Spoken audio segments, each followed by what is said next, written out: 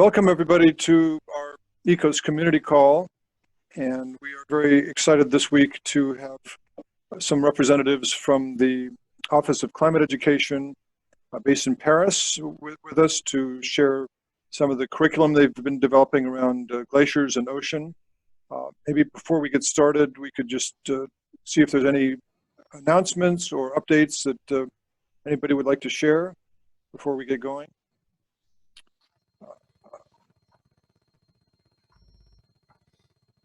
Hi, Frank. Nice that you could join us. Nice to be here. Thank you for this wonderful time. So I will just briefly give you all an overview about the upcoming calls. Next week we'll have Deb Morrison from the University of Washington talk about the Climb Time project, which is a very kind of cutting-edge, pioneering project that the state of Washington has been supporting, and a lot of it's been coordinated through the University of Washington. And Deb is somebody who's been immersed as a researcher, as an educator in climate change education for many, many years. So I'm sure you'll want to check out that call next week. The week after, we have Karen O'Brien from the University of Oslo. She also has been working in the area of climate education and theory. She has a book on quantum social theory that she's been working on, and she's also focused on transformative education. So that'll be on the 20th of May.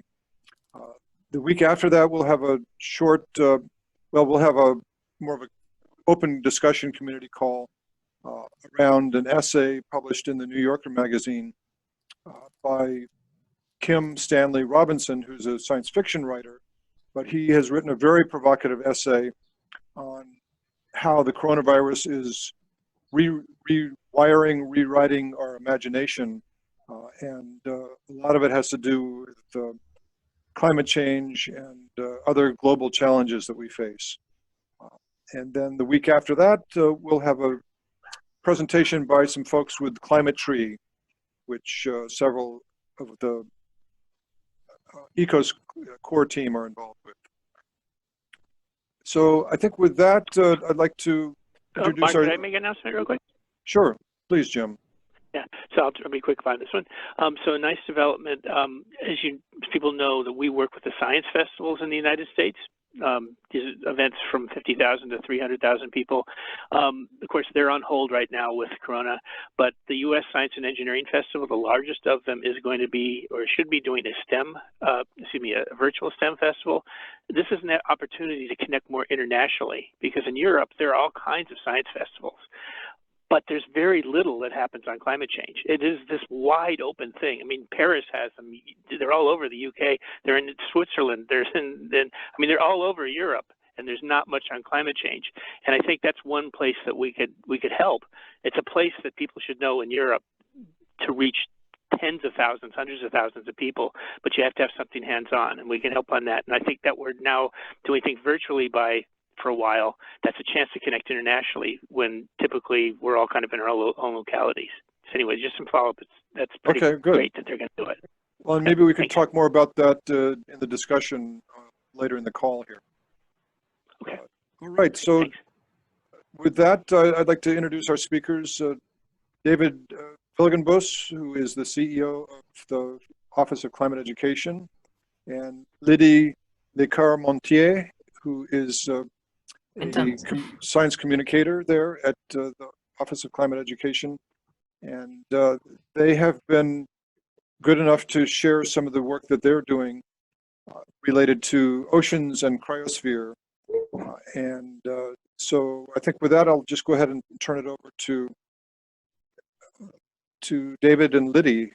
So Victor, I think you might need to stop sharing your screen so that Lydie can take over. Okay. So during this small moment, I will introduce myself. So I'm David Wilgenbus. My background is in astrophysics, but I've been working on science education for 18 years now. an NGO called La Main à la Pâte, a French NGO created by the French Academy of Science. And so I've worked on quite a lot of science projects, hands-on education programs. And 2 years ago, with La Main à la Pâte, with quite a large number of scientific and institutions and also other NGOs, I've created the Office for Climate Education, which I'm leading now. Maybe Lydie, if you want to. Yeah. Yeah, just a few words. I'm a science officer at the OCE. So I joined the OCE at the beginning 2 years ago. But by training, I'm a glaciologist. I worked about 10 years in France and in Australia on the impact of climate change on Antarctica glaciers. So that's my main background. So that's how I get involved into the OCE. So I'm going to leave David starting the presentation. And yeah. All right. So I will not go into detail, but just this slide is to explain a little bit about what is the Office for Climate Education. So as I said, it's a small NGO. Actually, it's a 6-people team, so it's quite small. And this it's a foundation that is under a double auspice. We are under the auspice of La Main à la Pâte. La Main à la Pâte created this foundation, and since the end of 2019, it has been decided by the General Assembly of the UNESCO that the OCE should become a center under the auspice of UNESCO. So we are a private NGO on our legal status, but actually this small structure is quite institutional in terms of partnership and embedment within the Academy of Science in France and UNESCO now.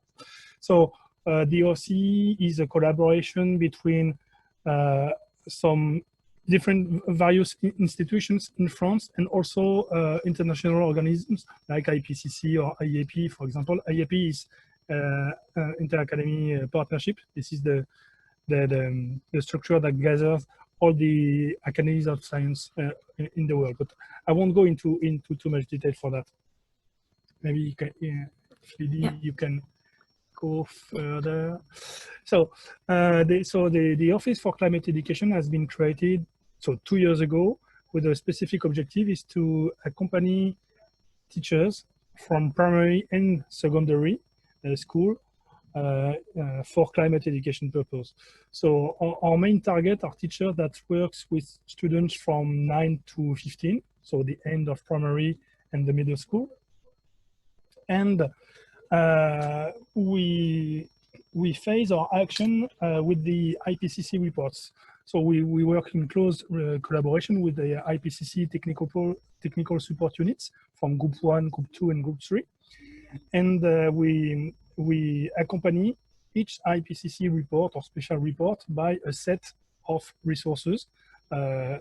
Most of the resources that we build are designed for the teachers, but some of them are targeting students or teacher trainers. So the objective is to provide, let's say, educators with free and multilingual resources. So we work in French, English, Spanish, and German. But from time to time, we have also partners that translate some resources in different languages. For the moment, we are working on a Portuguese translation of one resource, for example. And in addition to this resource production, we also are very active in terms of teacher support and training.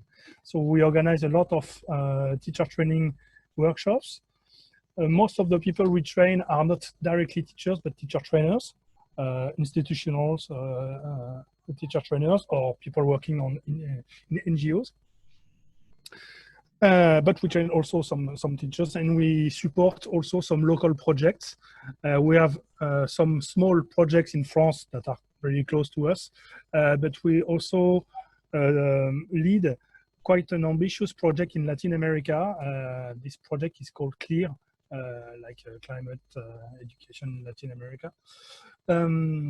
And this CLEAR project aims at involving dozens of thousands of classes into climate education within the next 5 years. So it's a project that we just launched at this moment, and it will go until the end of 2024. So I think we can go on. So I will not go into the details of all the kind of partners we are working with, but just for you to know that we are very open to collaborate with the very various actors, scientific institutions, but also NGOs or ministries of education. We work also with some international organizations, like I said before, like UNESCO or IPCC or a few other organizations. And for the moment, most of the actions that we have already set up are based in Europe, Southeast Asia, and Latin America. We have made a small actions in Africa, but it's really the beginning for us. Lydie, I think you can go on. And then it's up to you. Yeah. So what we wanted to do is to introduce you to the resources we are working on, and actually what we did during 2020. So as David said, when we start working, we actually start with the last IPCC report.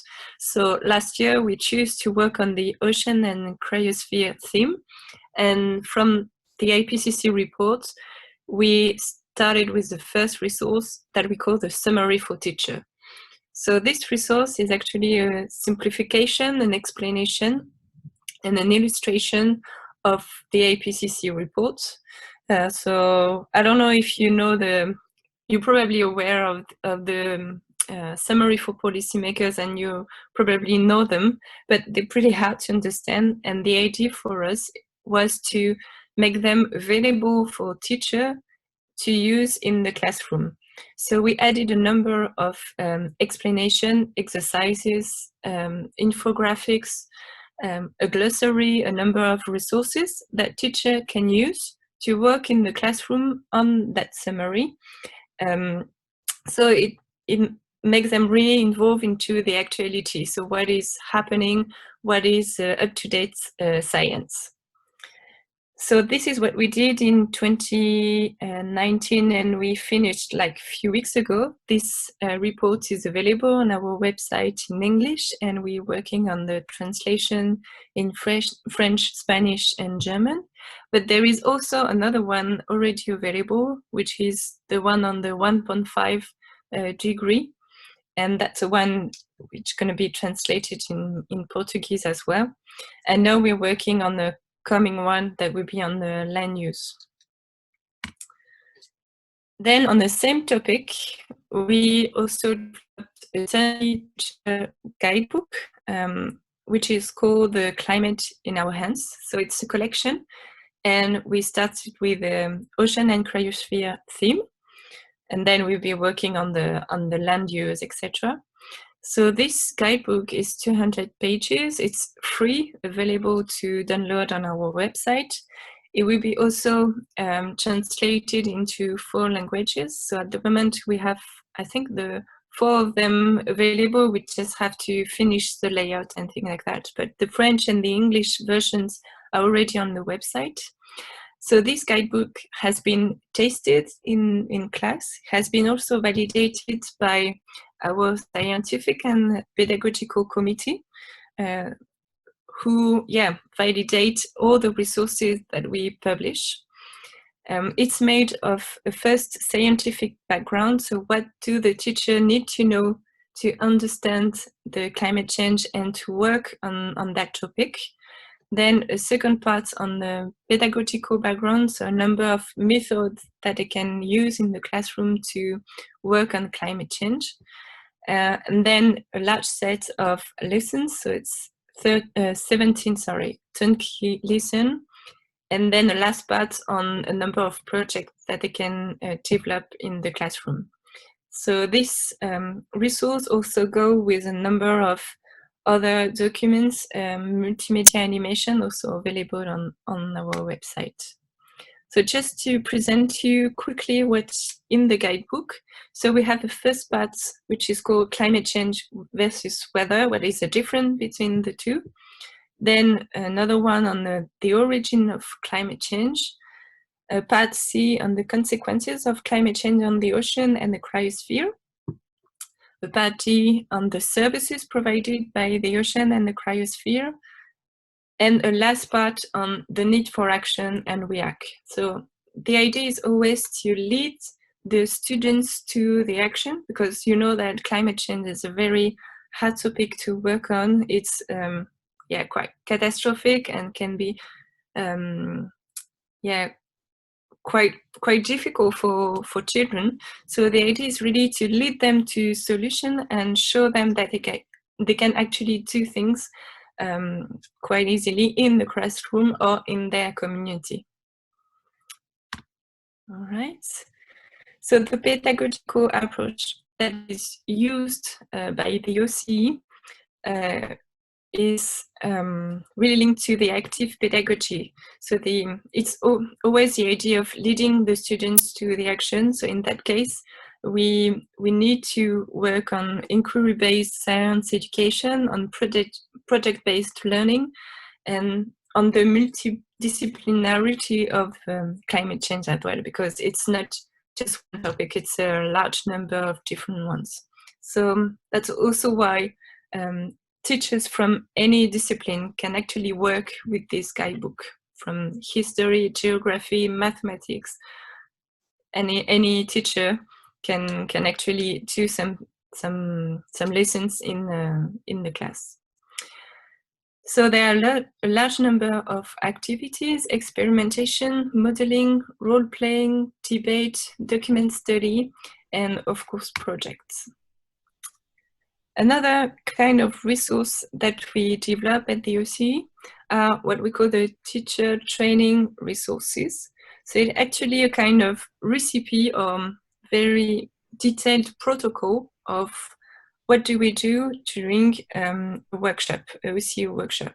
So we have different topics. The first one we did was on the greenhouse effects, then on the ocean and climate change, and the last one on how to create lessons from a conceptual framework. So it's really like a recipe or a protocol. So the question you need to ask to the teachers or to the students that you're working with, from how to set up an experiment showing the idea you want to develop, the demonstration, and then the conclusion. So this is what we do in the training. So at the end of the workshop, we actually can give them to the teacher trainer, and they are ready to work on the topic and develop the experiments. All right. So then, David, if you want to keep on. We're just explaining on the chat how to get these resources. How, inside the different pages. Okay. So what Lydie presented to you are mostly resources targeting teachers. So one resource for its scientific culture, let's say the summary for teacher of the IPCC report. It's not a classroom. It's not a resource designed for the class, for being used in the class. And then the lesson plan, the teacher guidebook, which is really a turnkey recipe, teaching guide for being used in the class. Now there is another kind of resource that we have published last year on the same theme of Ocean and Cryosphere. These are multimedia animations. So once again, you go to the OCE website and resources, and you will see multimedia. sorry.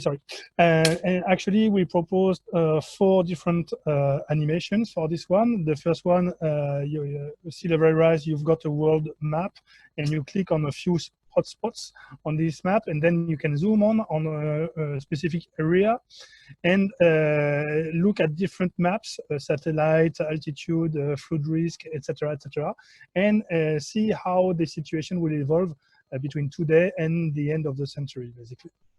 The second one, carbon footprint, or the name actually explains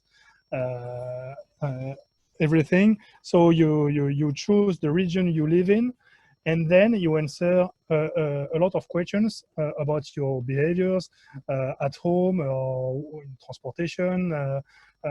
What kind of food also do you eat, etc., and at the end you are able to see how do your CO2 emissions compare with average people in your area, and also with people from different regions of the world. So another animation is also a world map, and when you click on the different spots of the map, you can have examples of solutions, let's say climate actions, to speak properly. Climate actions, it can be, depending on where you click, you can have local actions or national scale actions. You can have adaptation or mitigation actions, etc., etc. The objective of this animation is to provide the students with examples of real actions that are already in place, and so that they can be convinced that it's possible to act, and so it's a first step for getting into action. The last one, actually, it's not one animation; it's 6 different animations, but they are the 6 based on the same principle. You explore different food webs in different ecosystems, and you have to reconstruct the food webs. And it's in relation with a specific lesson in the lesson plan, where we study the impact of climate change on specific ocean ecosystems. So these resources has been designed in a way that they can be used in complete autonomy by the students at home, for example. So at this very moment where the schools are closed, a lot of students can use this kind of resource at home in autonomy, but they are also strongly embedded inside our lesson plan. Each animation is at the core of at least one lesson in our book. I think, Lydie, you can go on. And the last type of resource that we are producing is videos. So last year we produced 10 short videos, very short, 1 to 2 minutes each. And in each video, you've got an expert.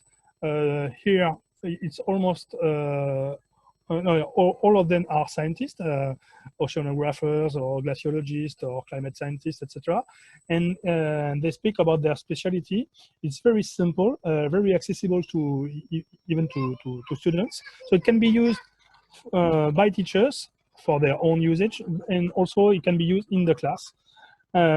So they are available in French and English. I think the subtitles for Spanish and German are ready, but not yet online or something. Yes, they're coming. Lydie knows better this aspect. And we've got also another video, which is a long video that 40 minutes, that we produced with the French YouTuber, Sébastien Carassou. I'm pretty sure you don't know him, but in French, actually, it's quite well known. And he explains step by step how to study ocean and cryosphere inside the class with some examples, etc. So it's very connected to the experiments that we have built for the lesson plan.